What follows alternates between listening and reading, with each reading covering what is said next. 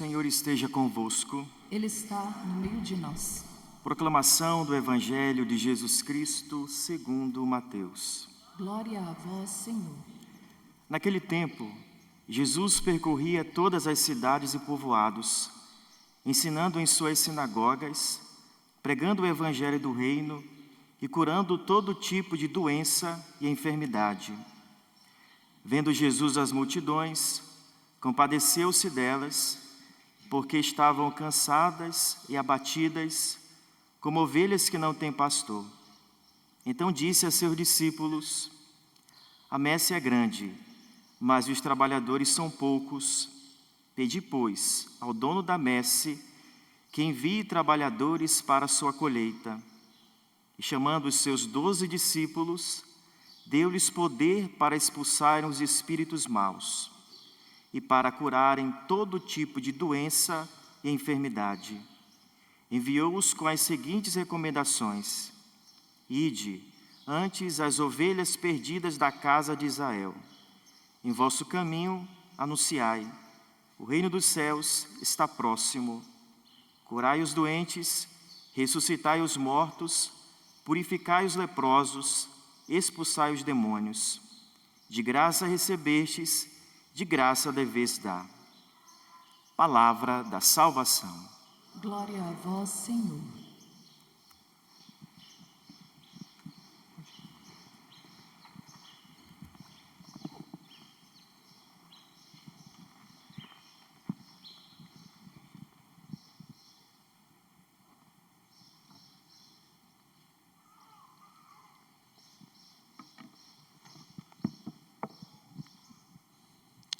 Queridos irmãos no Senhor, gostaria de iniciar esta reflexão, esta homilia, com a oração do dia, a oração da coleta, que diz o seguinte: ó Deus, que fizestes o bispo Santo Ambrósio, doutor da fé católica e exemplo de fortaleza apostólica, despertai na vossa igreja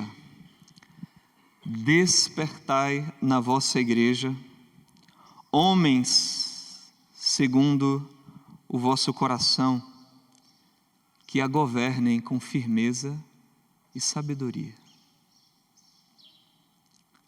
Esta é a oração que nós fazemos hoje por toda a igreja, mas de forma especial, pedindo que Deus suscite homens com fortaleza apostólica e firmeza e sabedoria. É isso que nós suplicamos a Deus nesta manhã. E já, se eu puder fazer, lhes daria um conselho, que daqui para frente não reclamem dos desafios. E, se possível, diante de um desafio, agradeçam a Deus pela oportunidade que está dando a vocês. Como um atleta pode depois agradecer ao seu treinador, aos seus preparadores físicos, por terem ajudado-no a desenvolver-se na sua modalidade. E se tem um bom apoio, quem sabe se tornar um grande campeão. E no final eles agradecem, quero agradecer meu treinador, quero agradecer não sei quem, quero agradecer não sei quem. Mas foram pessoas que estavam em cima deles. Eu cheguei a ver um testemunho de um levantador de peso, que o treinador chegava a acordar ele de madrugada para ele comer carne, macarrão, para ter energia, para ter força, para ganhar musculatura, para sim ter firmeza e fortaleza apostólica. Tem um deles ali, o José Márcio, que gosta de dizer assim: se o povo soubesse o que nós passamos para chegar até aqui. E não é que, não interprete mal, não é que tem alguém amarrando eles no tronco, né? E dando chicotadas, ou fazendo que durmam em cama de pregos, ou coisas do tipo. As camas até são boas, né? Mas é que a vida, o processo, ele mesmo, o processo vai nos apertando. O Padre Jonas chega a dizer isso para nós, ele diz assim, olha, Deus mesmo vai conduzindo a nossa formação na vida. E não são, claro que contribuem, mas não são os formadores, os coordenadores, mas é o próprio Deus, pelo seu Espírito, que vai conduzindo a nossa formação para que entremos na forma que Deus quis para nós. Que Deus quis para nós. Aguenta firme para ter firmeza, para ter fortaleza apostólica. E aqui a gente poderia dizer a estes 4 que vocês tiveram que aguentar firme nesse tempo de formação.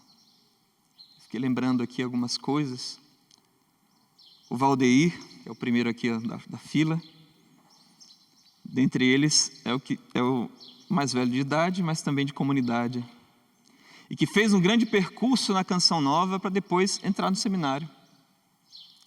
Teve que se submeter à forma. Talvez daqueles que estavam entrando no comecinho, e ele já tinha passado por missão para lá, para cá, para lá, para cá, para lá, para cá. Teve que passar pela aprovação de Valdeir da Paraíba, mas foi criado em São Paulo, Diadema. E o pai, depois que a mãe faleceu, voltou para Paraíba e quis morar lá, né? Os irmãos foram morar no sul, São Paulo, e teve que acompanhar o pai de longe.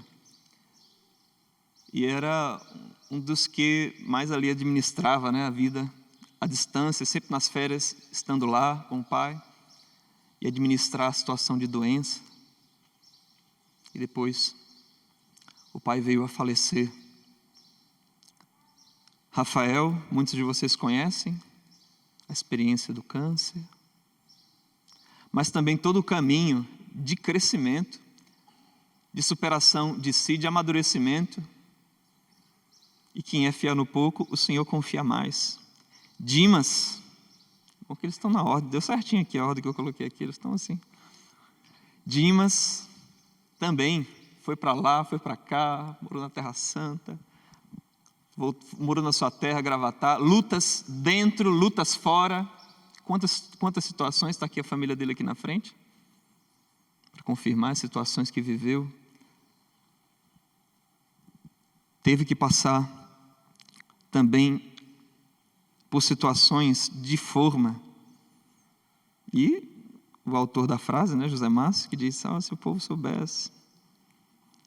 Que também já tinha uma vida que já se direcionava para uma independência, uma estabilidade, e teve que se deixar moldar aqui na Canção Nova. Põe para cá, põe para lá. Ele mesmo perceber as coisas que precisa crescer. Para, aguentando firme, ter firmeza. Firmeza apostólica. Pois serão enviados, e é isso que significa, né, a palavra apóstolo, enviado, como Jesus, aqui no Evangelho. Vendo Jesus as multidões, compadeceu-se delas, porque estavam cansadas e abatidas como ovelhas que não têm pastor. Então disse a seus discípulos, a messe é grande, mas os trabalhadores são poucos. Pedi, pois, ao dono da messe que envie trabalhadores para a sua colheita. E chamando os 12, deu-lhes poder para expulsarem demônios, curar as enfermidades, e enviou-os, olha aí, apóstolos, enviou-os, ide antes as ovelhas perdidas da casa de Israel, e em vosso caminho anunciai, o reino dos céus está próximo. Curai, sarai, ressuscitai os mortos. A messe é grande, mas os trabalhadores são poucos. Esses dias eu estou assim, um tanto impactado, está no meu pensamento, porque partilhando com um padre da Canção Nova, que está numa das missões na Europa, o padre foi falando ali comigo e mostrando também vídeo, ele mostrou o livro de batismo, de onde ele está. O livro que marca ali do dia do 2001 a 2024. Sabe quantos batismos em 23 anos? Cerca de 25 batismos. Em 23 anos. Alguns anos que não marcava, estava assim, ó, não teve batismo. Eu, quando fiquei diácono, meu primeiro batizado foi de 35, mais ou menos. Isso que era no mês, né? No outro mês devia ter mais, assim, lá na minha paróquia. E o padre me contando essas coisas, mas por outro lado, ele estava assim contente porque estavam aparecendo, há pouco tempo que ele está lá, e aparecendo pessoas querendo batizar, as crianças e adultos. O último batismo foi em setembro do ano passado. E já vai batizar, acho que até amanhã, inclusive, tem batismo. E outros que já se prontificaram. E ele foi falando dessas coisas, feliz, porque as coisas estavam começando a acontecer ali. E eu, pensando nisso, vendo o Evangelho, Jesus falando, são como ovelhas que não têm pastor. Será que isso não arrebata o nosso coração? Será que isso não faz com que a gente queira ter esse impulso, ou faz a gente ter esse impulso? Mesmo às vezes com receios, com medos. Mas não existe, gente, medo que resista ou que seja maior a força do Espírito Santo nos nossos corações. Ao mandato de Jesus, ide. Ide. E mesmo que a gente tenha medo, vai com medo mesmo. E Deus vai realizando essa obra. Despertai, Senhor, na vossa igreja, homens segundo o vosso coração, que a governem com firmeza e sabedoria. Eu posso dizer, né, amigos, irmãos, não pode haver medo que seja mais forte que a potência do Evangelho, do mandato de Jesus. Nada, vocês aqui, os outros, e demais, medos que venham realmente nos parar, nos barrar, parar o Evangelho, o amor de Deus. Nada parou o coração do nosso Pai Fundador. Não tinha medo que barrasse. Eu termino com Santo Ambrósio, no ofício das leituras de hoje, né, de Santo Ambrósio. Ele falando sobre o encargo dos sacerdotes de pregar a sabedoria do Evangelho. Ele diz que os sacerdotes devem ser como as nuvens que vão aos rios de Deus, na intimidade com Deus, na Sagrada Escritura, nos profetas, e pegam, segundo ele, né, como se enchesse ali, as próprias nuvens são constituídas, né, assim, mas para depois lançar sobre a terra a água. Ele diz assim, se Deus nos pede pastores, né, se Deus, na verdade, suscita pastores para a sua messe, na firmeza e na fortaleza apostólica, mas também na sabedoria. Ele diz assim, Santo Ambrósio: quem apanha a água dos montes, ou a retira e bebe das fontes, também começa a orvalhar como as nuvens. Enche, pois, o íntimo do teu espírito com esta água. Enche, pois, o teu íntimo com esta água, para que a terra da tua alma seja regada e tenhas a fonte em tua própria casa. Quem muito lê e compreende fica repleto, e quem está repleto pode regar os demais. Por isso diz a Escritura: se as nuvens estiverem carregadas, farão cair a chuva sobre a terra. As tuas pregações sejam fluentes, puras e claras, de modo que o teu ensinamento moral penetre suavemente nos que te escutam, e o encanto de tuas palavras inspire a confiança ao povo. Deste modo, ele te seguirá de boa vontade para onde o conduzires. Os teus discursos sejam repletos de inteligência.